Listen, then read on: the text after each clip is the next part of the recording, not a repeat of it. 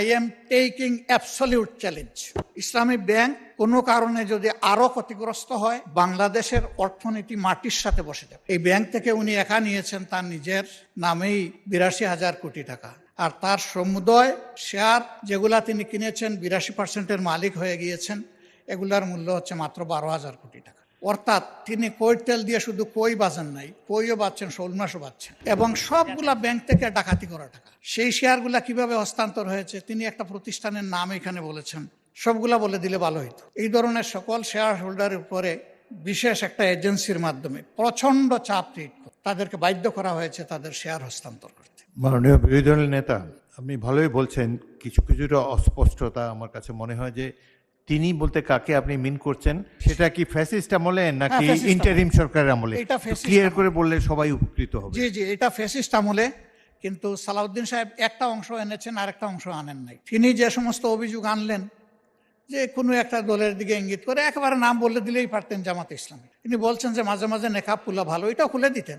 এখানে নেকাব রাখলেন কেন? কি জানি 700 কোটি টাকার লোন কে নিয়েছে, এইটা কোনো একটা দলের নির্বাচনী ফান্ডে ফান্ডিং করা হয়েছে। আমি এটা পরিষ্কার জানতে চাই উনি জামাতকে এটার দ্বারা মিন করেছেন কিনা। যদি উনি মিন করে থাকেন, I am taking absolute challenge.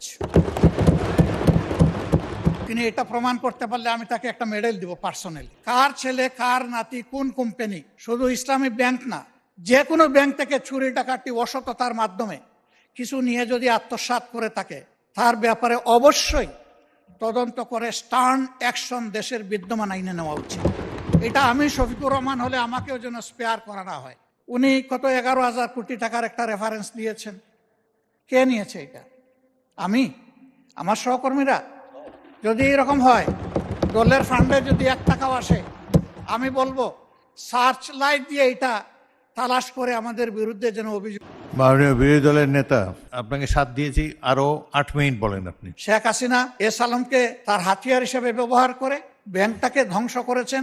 আমরা এখন স্পষ্টত দেখতে পাচ্ছি সেই এস আলমকে আবার ফিরে আসার পথ করে দেওয়া হয়েছে।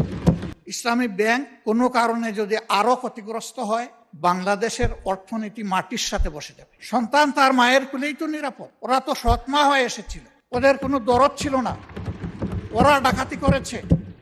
এখন আবার যদি অসৎ লোকদেরকে দিয়ে এই ব্যাংক পরিচালনা করা হয়, যা আছে তাও শেষ হয়ে যাবে, উদাও হয়ে যাবে। এই জন্য আপনার মাধ্যমে আমি মাননীয় প্রধানমন্ত্রীকে বিশেষভাবে অনুরোধ করব, বিষয়টা নিয়ে তিনি যেন সিরিয়াসলি ভাবেন, কোনো পূর্ব ধারণা থেকে নয়, বাস্তবতার ভিত্তিতে এই ব্যাংকটাকে বাঁচাতে হবে।